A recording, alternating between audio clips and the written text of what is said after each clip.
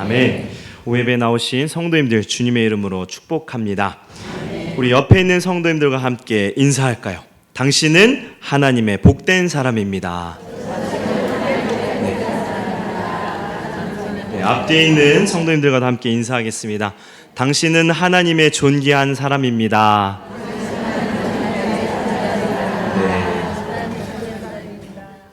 네. 오늘은 칼빈주의라고도 부르는 개혁주의 5대 교리, 그 교리 중에 마지막 성도의 견인교리에 대해서 말씀을 하고자 합니다. 앞에 4가지 교리를 여러분 다들 잘 기억하고 계십니까? 우리가 오늘 교리를 살펴보기 전에 4가지 교리를 다시 한번 복습해야 되겠습니다. 왜냐하면 성도의 견인교리는 이 4가지 교리들하고 긴밀하게 연결되어 있기 때문입니다. 여러분, 첫 번째가 무엇이었나요? 아무도 모르시죠? 네, 우리 인간에 대한 교리였습니다. 전적 타락. 우리 인간은 모두 타락하였다는 전적 타락 교리입니다. 우리 장로교 교단에서 이 교리를 주장하는 이유는 성경에서 이것을 분명하게 말씀하기 때문입니다.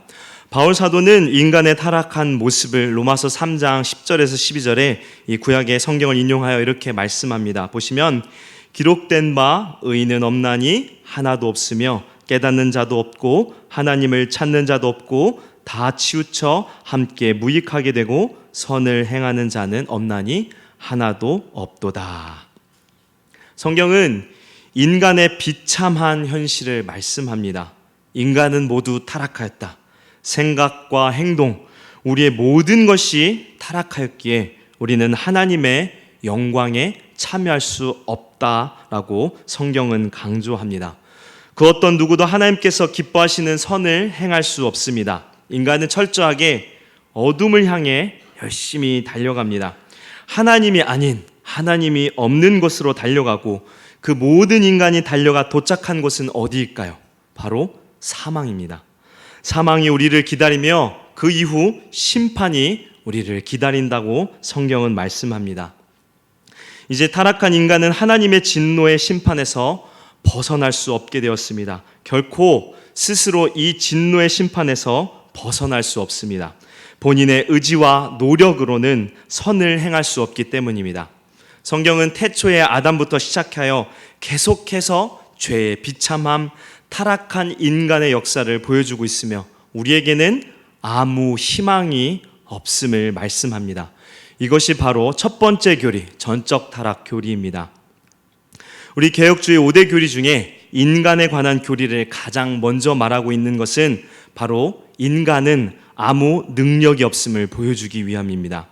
인간이 구원을 이룰 만한 그 무엇도 가지고 있지 않다라는 것을 깨닫게 하기 위함이며 성경은 이 교리를 시작으로 구원에 관하여 말씀하고 있는 것입니다. 이 교리만 놓고 보면 우리의 모습이 얼마나 비참합니까? 얼마나 절망적입니까?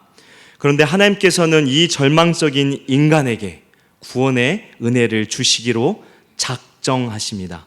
하나님께서는 자기의 영광을 인간들이 누리도록 은혜를 주시기로 작정하시고 이제 사람을 선택하십니다. 이제 사람은 아무것도 할 수 없기에 하나님께서 인간의 구원을 위해서 역사하시는 것입니다. 즉 구원은 철저하게 하나님만이 하실 수 있는 것이며 우리 인간은 아무것도 협력한 일이 없다는 것입니다. 하나님께서 그렇다면 온 인류를 선택하시나요? 여러분, 온 인류를 선택하시나요? 아닙니다. 하나님께서는 전 인류를 선택하지 않으셨습니다. 모든 인류가, 모든 사람이 구원을 받으면 얼마나 좋겠습니까? 하나님께서도 온 인류가 구원 얻기를 바라신다고 디모데전서 2장 4절에 말씀하셨습니다. 그러나 하나님께서는 모든 인류가 아닌 몇몇의 사람을 구원하시기로 작정하셨습니다. 어떤 사람을 선택하실까요? 여러분, 하나님께서는 어떤 사람을 선택하셨나요? 하나님께서 사람을 택하시기 위하여 그 조건을 우리에게 제시하셨습니까? 성경에서는 그러한 말씀을 한 적이 결코 없습니다. 왜냐하면 모든 인류는 똑같이 타락했으며 하나님의 마음에 맞는 조건에 합당한 사람이 있을 수 없기 때문입니다. 그렇게 하나님께서는 아무 조건 없이 구원의 은혜를 베풀 사람을 선택하십니다. 노아, 아브라함, 이삭, 야곱, 오늘 저와 여러분을 아무 조건 없이 택하셨다고 성경은 말씀합니다. 에베소서 1장 3절에서 5절 말씀에 이렇게 말씀합니다.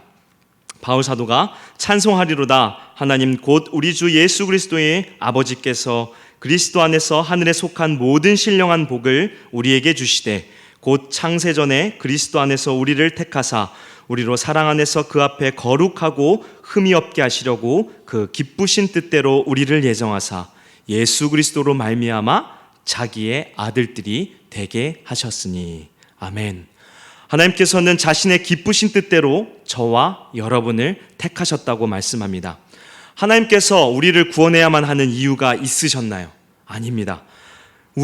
하나님께서는 우리를 구원하실 필요가 없으신 분입니다. 그럼에도 왜 하나님은 몇몇의 사람을 선택하셔서 구원 얻게 하셨는가? 그 해답이 바로 에베소서 1장 6절 그 다음 절에 말씀하고 있습니다. 우리 1장 6절 말씀 스크린 보시고 함께 읽겠습니다. 시작. 이는 그가 사랑하시는 자 안에서 우리에게 거저 주시는 바 그의 은혜의 영광을 찬송하게 하려는 것이라. 아멘. 바로 저와 여러분을 통해서 하나님께서는 그 은혜의 영광을 찬송하도록 우리를 택하셨다라고 말씀하고 있습니다. 할렐루야. 아멘. 이것이 바로 두 번째 교리, 무조건적 선택입니다. 기억이 나시죠? 기억이 나야 될 텐데. 네. 이제 모든 인류에서 하나님은 적은 사람들, 모든 인류가 아닌 이 많은 사람들 중에 작은 사람들에게 집중하십니다. 바로 선택받은 이들입니다. 하나님께서는 선택받지 못한 이들에 대해서는 하나님의 진노의 심판을 받도록 그냥 버려두십니다. 만약 택함받지 못한 사람이 나는 왜 택하지 않으셨냐고 억울하다고 불평한다면 그분에게 우리는 이렇게 말씀하면 됩니다. 예수 그리스도를 믿으세요. 그러면 당신도 선택받은 백성입니다. 그런데 과연 선택받지 못한 이들이 나는 선택받지 못했다고 억울해할까요? 아닙니다. 그들은 예수 그리스도를 믿으라고 하면 분명히 거절할 것입니다. 왜냐하면 하나님께서 그들의 마음을 굳어진 그대로 두셨기 때문입니다. 그들은 결코 하나님의 선하신 뜻을 원하지 않습니다. 우리도 역시 택함받지 못했다면 똑같을 것입니다. 이제 하나님께서는 오로지 선택받은 이들을 위해서 구원의 역사를 이루어 가십니다. 하나님께서는 이들을 위해서 인류의 역사를 움직이시며 한 사람을 택하시고 그의 자손들로 큰 민족을 이루시며 그 민족에서 택한 사람들을 위하여 메시아를 보내십니다. 여기서 우리는 이 한 분 하나님이시며 삼위 하나님의 사역에 대해서 다시 기억하고 넘어가야겠는데요. 삼위 하나님께서는 분명 한 분 하나님이십니다. 그러나 우리가 한 분 하나님을 삼위 하나님, 성부, 성자, 성령으로 구별하고 그 사역 또한 구별할 때가 있습니다. 구속 사역 또한 삼위 하나님께서 다르게 사역하십니다. 성부 하나님께서는 우리의 구원을 작정하시고 구원받을 사람을 선택하십니다. 그리고 성자 예수님께서는 정하신 때 세상에 오셔서 택한 백성을 위하여 구속의 일을 이루십니다. 성자 예수님께서 이루신 일이 바로 속죄인데요. 예수님께서는 이를 위하여 택하신 이들을 위하여 이 세상에 오신 것입니다. 우리는 하나님의 선택받은 백성이지만 우리의 죄를 깨끗게 할 수 없기에 예수님께서는 우리 대신 하나님의 진노의 형벌을 받으신 것입니다. 이것을 대속이라고 하며 예수님께서는 십자가에서 죽으심으로 하나님의 진노를 해결하셨습니다. 이 하나님의 아들 예수 그리스도께서 누구를 위하여 죽으셨는가? 바로 택한 백성들을 위하여 죽으시고 속죄를 이루신 것입니다. 이것이 바로 세 번째 교리인 제한 속죄 교리입니다. 이 교리를 뒷받침하는 성경 말씀은 많이 있지만 그 한 절 말씀을 보면 마태복음 1장 21절에 이렇게 말씀합니다. 아들을 낳으리니 이름을 예수라 하라. 이는 그가 자기 백성들을 그들의 죄에서 구원할 자이심이라. 예수님께서는 결코 온 세상을 위하여 인간이 되시고 대속의 일을 이루지 않으셨습니다. 오직 택하신 이들, 바로 저와 여러분을 위하여 대속의 일을 이루어 주셨다는 것입니다. 성자 예수님께서는 세상에 오셔서 구속하심으로 택한 백성의 구원을 보장하셨습니다. 이제 선택받은 사람들에게 이 구원을 적용하는 일, 즉 새로운 피조물이 되는 중생의 일이 남아 있습니다. 여러분, 이 일을 누가 이루실까요? 이 일을 누가 이루실까요? 네, 성령 하나님께서 이 일을 이루십니다. 성령께서 어떻게 역사하시나요? 선택받은 백성으로 하여금 복음을 믿고 죄를 회개하고 예수 그리스도를 믿어 구원에 이르게 하십니다. 성령께서는 택한 백성을 효력 있게 부르셔서 구원의 목적을 반드시 성취하십니다. 이사야 55장 10절 11절에 이렇게 말씀합니다.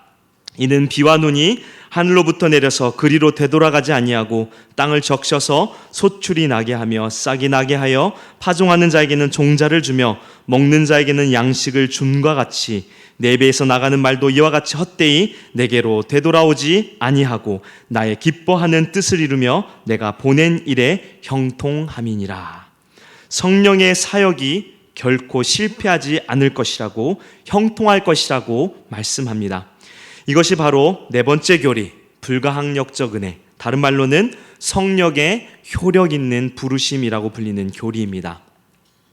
성령께서는 생명에 이르도록 예정하신 모든 사람들을 이제 하나님께서 정하신 때에 효과적으로 부르시는데요.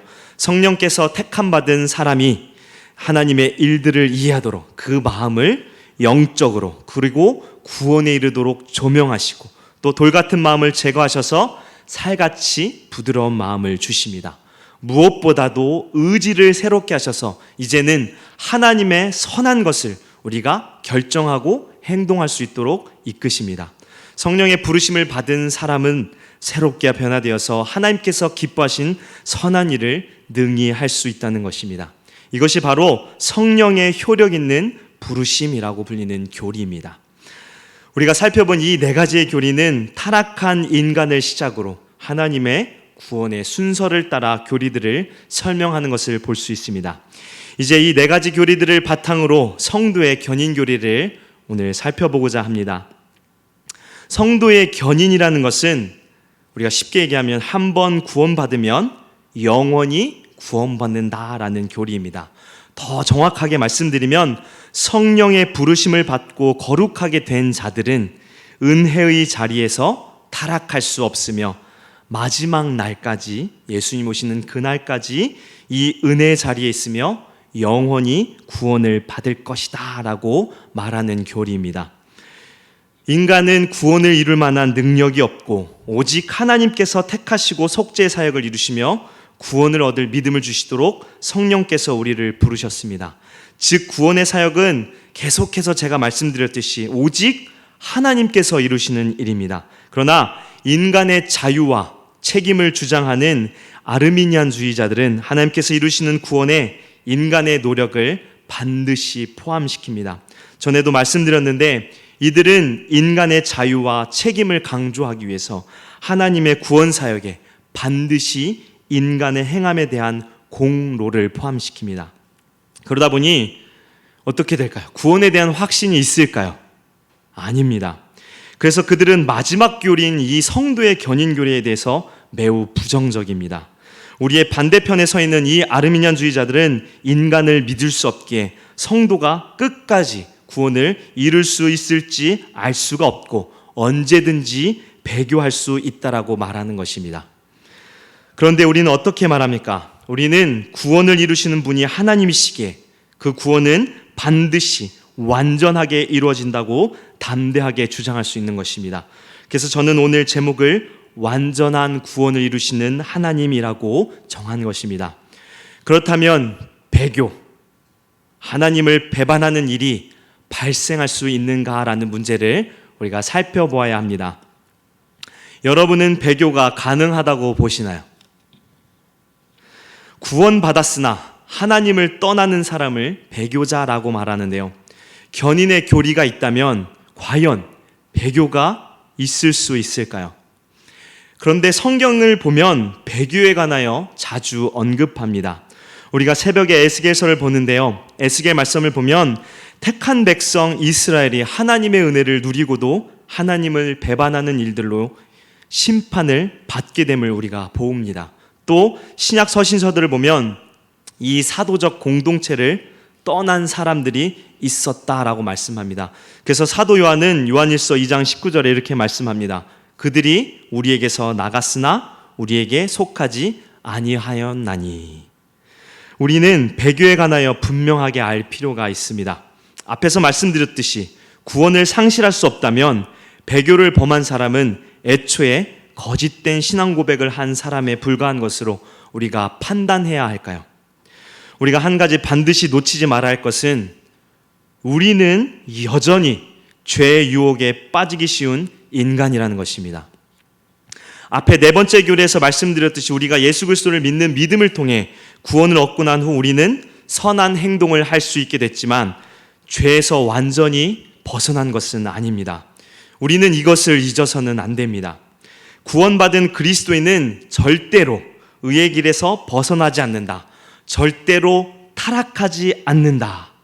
성도의 견인교리는 이것을 맞다라고 말하지 않고 또 그렇게 가르치지 않습니다. 성경도 역시 그렇지 않음을 증거합니다. 구약 성경에서 하나님의 마음에 합한 사람이라고 하나님께 칭찬을 들은 사람이 누구인가요? 하나님 마음에 합한 사람 하면 누가 떠올립니까? 다윗입니다. 다윗. 그는 구원의 은혜를 얻었고 은혜 상태에 있었지만 간음과 청부살인이라는 죄를 저질렀습니다. 그래서 다윗의 죄로 인하여 나라 전체가 위기에 빠지는 심각한 결과를 초래했습니다. 나단이 다윗에게 죄의 증거를 말하고 또 성령께서 죄에 대하여 깨닫게 하였을 때 다윗은 회개와 회복의 모범이 되었습니다. 베드로와 가룟 유다의 차이도 우리가 한번 살펴보고자 합니다. 베드로와 가룟 유다 둘 다 그리스도를 따른 제자였습니다.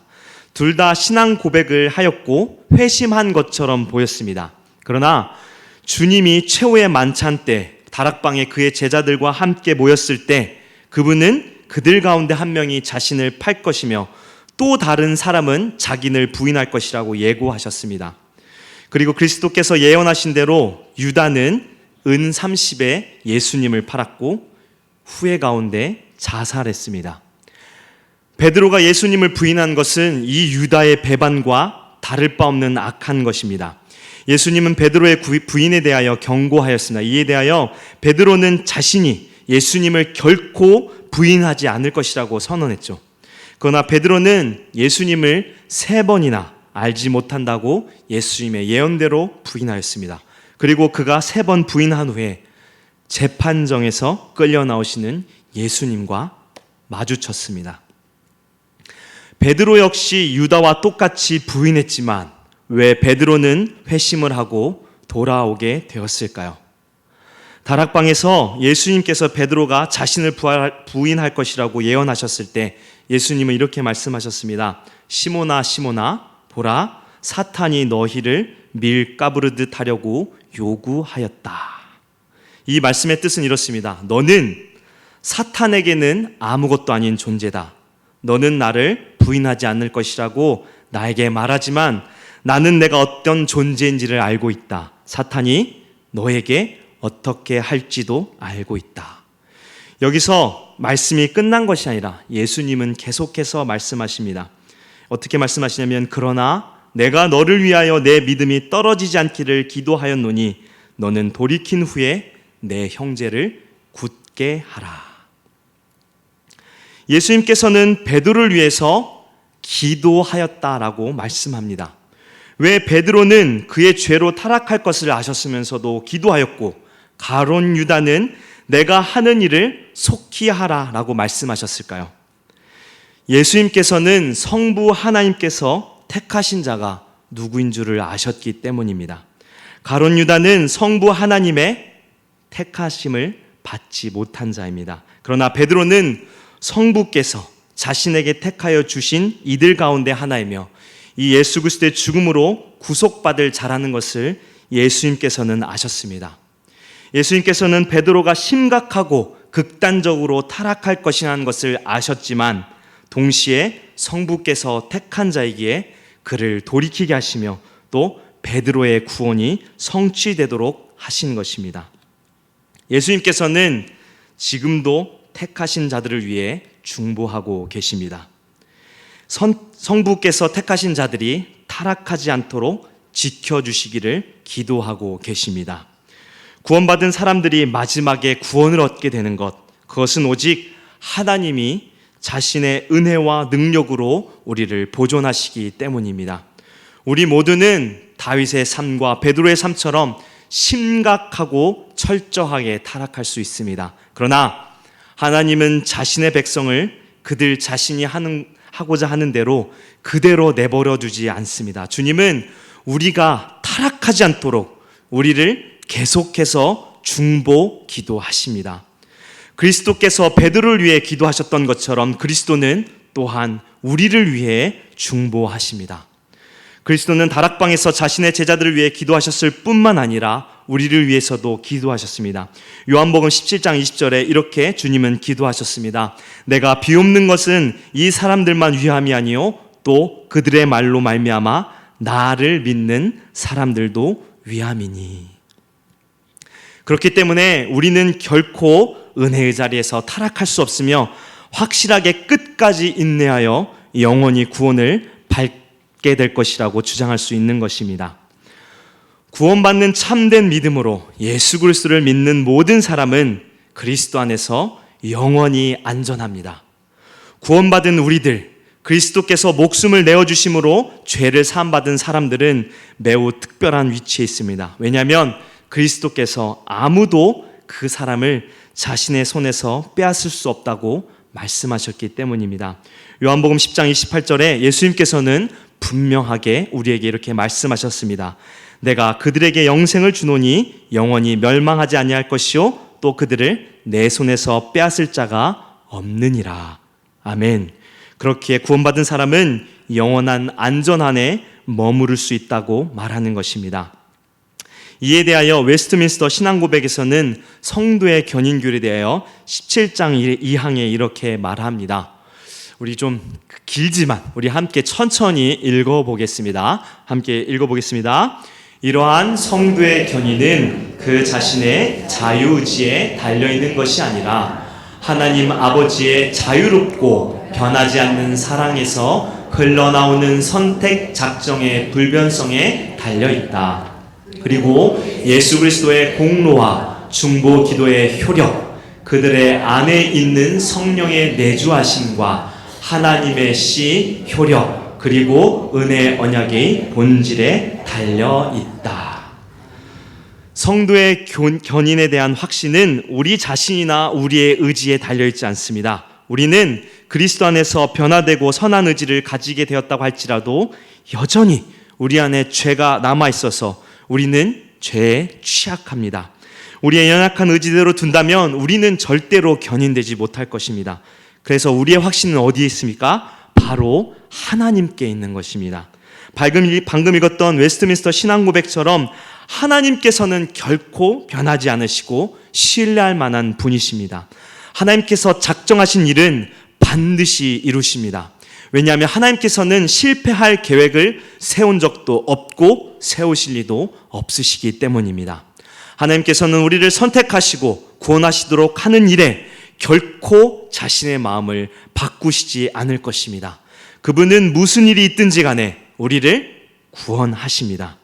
우리가 아무리 하나님의 기대를 저버린다 할지라도 하나님께서는 우리를 내버려 두지 않는 사랑을 우리에게 주셨습니다. 그렇기에 우리가 죄의 유혹에 넘어지고 연약한 가운데 있어도 우리에게 소망이 있는 것은 하나님께서 변하지 않는 사랑으로 우리를 붙잡고 계시기 때문입니다. 무엇보다 성도 견인의 교리는 구원받은 우리에게 가장 큰 힘이 되는 교리입니다. 계속해서 말씀드렸듯이 우리는 구원받은 성도임에도 사탄과 세상의 시험, 그리고 우리 안에 남겨져 있는 우리의 부패함으로 말미암아 절망적인 죄에 빠질 수 있습니다. 우리가 죄에서 결코 안전하지 않다는 것입니다. 다윗과 베드로처럼 우리는 언제든지 죄의 유혹에 넘어질 수밖에 없습니다. 어떤 사람들은 그 죄 가운데 오랫동안 머물기도 합니다. 그래서 때로는 하나님의 진노를 일으키기도 하고 또 성령을 근심하기도 합니다. 그래서 우리가 받은 은혜를 상실하게도 되고 또 마음이 아주 강팍해져서 연약한 심령으로 말미암아 상처받기도 쉽고 또 다른 사람에게도 상처를 주어 넘어지게 합니다. 세상은 결코 우리가 구원의 은혜 안에 머물도록 그냥 두지 않습니다. 어떻게 해서든지 우리를 쓰러뜨리고 넘어뜨리고자 합니다. 그러나 이러한 고난과 절망에도 성도의 견인교리는 우리가 다시 일어날 수 있도록 격려와 소망을 주는 것입니다. 바울 사도는 로마서 8장 34절 39절에 그 어떤 것도 우리를 하나님의 구원에서 벗어나게 할 수 없다라고 말씀하는데요. 우리가 34절 39절 말씀 길지만 우리 함께 합독하여 읽겠습니다. 시작. 누가 정죄하리요 죽으실 뿐 아니라 다시 살아나신 이는 그리스도 예수시니 그는 하나님 우편에 계신 자요 우리를 위하여 간구하시는 자신이라. 누가 우리를 그리스도의 사랑에서 끊으리요 환난이나 공고나 박해나 기근이나 적신이나 위험이나 칼이랴. 기록된 바 우리가 종일 주를 위하여 죽임을 당하게 되며 도살당할 양같이 여김을 받았나이다 함과 같으니라.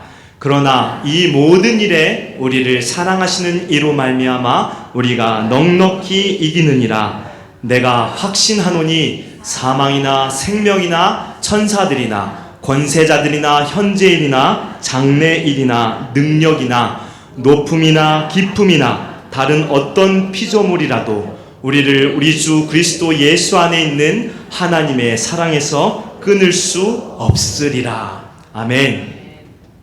바울은 무려 17가지 이상의 장애물이 우리의 구원을 가로막고자 하여도 우리의 영원한 구원의 안전에 조금도 위협이 되지 못한다고 말씀합니다. 베드로 사도도 오늘 함께 읽은 본문 말씀 베드로전서 1장 3절 5절에 하나님께서 우리를 보호하고 계신다고 말씀합니다.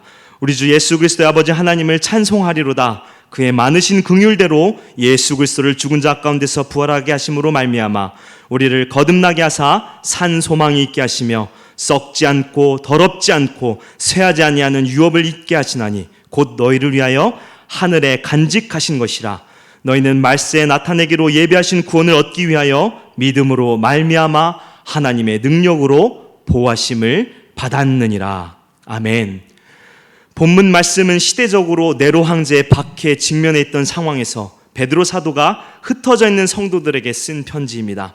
성도로서 살아가는 것이 무척이나 힘든 상황에서도 베드로 사도는 하나님을 찬송하며 성도들에게 소망을 가지라고 격려합니다. 그 이유에 대하여 베드로 사도가 어떻게 말씀합니까?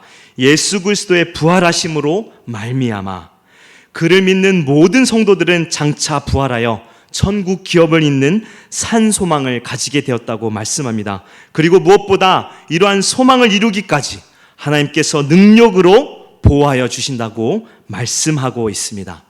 베드로 사도는 하나님께서 우리를 거듭나게 하시고 쇠하지 않는 유업을 주시기 위하여 능력으로 우리를 보호하신다라고 말씀하는 것입니다. 누가 우리를 보호하신다고요? 하나님께서입니다. 성도 여러분, 이 놀라운 하나님의 능력을 믿으시나요? 믿으시기를 바랍니다. 우리는 이 구원이 완전하게 이루어질 아무 능력이 없습니다. 그렇기에 오늘 말씀에 성도의 견인은 하나님께서 이루시는 것을 강조하며 우리가 소망을 잃지 않도록 격려하는 것입니다. 아르미니우스주의자들은 인간이 이루는 구원을 주장합니다. 그러나 그 구원은 언제든지 사라질 위험이 가득한 구원입니다. 아니, 절대로 이루어질 수 없는 구원입니다. 그러나 성도의 견인교리는 하나님께서 이루시는 구원을 주장합니다. 그렇기에 성도의 견인교리는 우리의 구원이 없어지지 않으며 결국 최종적으로 완전하게 이루어질 것을 확신할 수 있는 것입니다. 여러분, 여러분의 구원의 영원한 안전을 믿으시나요? 아멘. 하나님께서 능력으로 우리를 보호하시고 또 보존하여 주실 줄 믿으십니까? 아멘. 믿음이 연약하여질 때, 또 고통과 절망 가운데 있을 때 우리 자신을 바라보지 마시고 우리를 끝까지 지키시고 구원을 이루어 주신다고 약속하신 변함없으신 신실하신 하나님을 바라보고 의지하기를 바랍니다. 소망은 우리가 아닌 주님께 있기에 그 소망이 이루어질 것을 우리가 확신하며 절망과 어둠의 세상 속에서 인내하며 살아갈 수 있는 것입니다. 그래서 우리가 예배 마지막에 아무것도 두려워 말라라는 찬양을 감사하며 부를 수 있는 것입니다. 아무것도 두려워 말라. 주 나의 하나님이 지켜주시네. 놀라지 마라. 겁내지 마라. 주님 나를 지켜주시네. 내 맘이 힘에 겨워 지칠지라도 주님 나를 지켜주시네. 세상의 험한 풍파 몰아칠 때도 주님 나를 지켜주시네.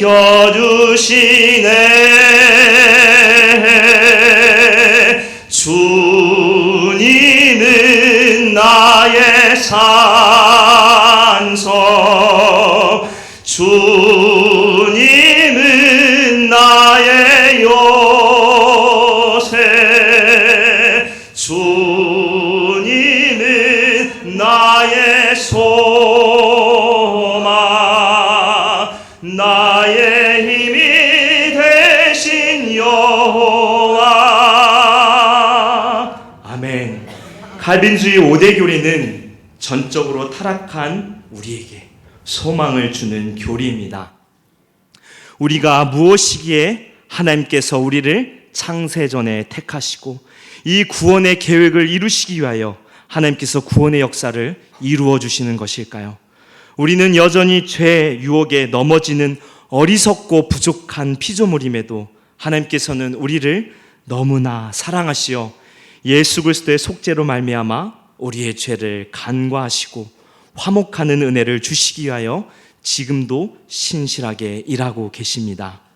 세상은 자기의 썩어질 욕심대로 흘러가지만 하나님께서는 이 세상 속에서 택하신 자들은 아무도 잃지 않기 위하여 우리의 구원을 완전하게 이루시기 위하여 세상을 주관하시며 이끌어 가십니다. 이 은혜를 우리가 꼭 기억하기를 바랍니다. 우리가 사는 세상에서 하나님은 우리를 꼭 붙잡아 주시고 보호하십니다. 왜요? 우리를 사랑하시어 택한 백성으로 삼아 주셨기 때문입니다. 이 은혜를 날마다 감사하며 하나님께서 기뻐하시는 삶, 하나님을 찬양하며 영광 돌리는 삶을 살아가는 성도 되기를 주님의 이름으로 축원합니다. 함께 기도하겠습니다. 우리를 창세전에 택하시고 우리의 구원을 이루시기 위하여 세상을 조성하시며 우리가 완전하게 구원을 얻도록 하나님의 능력으로 보호하시는 하나님 참으로 감사합니다. 우리는 너무나 부족한 버러지 같은 죄인일진데 하나님께서는 세상 속에서 놀라운 사랑을 우리에게 베풀어 주셨습니다. 이 은혜 붙잡고 살아가는 우리 모두 되기를 원합니다. 우리가 힘들고 어려울 때마다 주님을 바라보게 하시고 주님이 주시는 힘으로 세상에서 주의 영광을 드러내며 살아가는 주의 빛의 자녀들 되게 하여 주옵소서. 감사드리며 우리를 구원하신 예수님의 이름으로 기도합니다. 아멘. 교회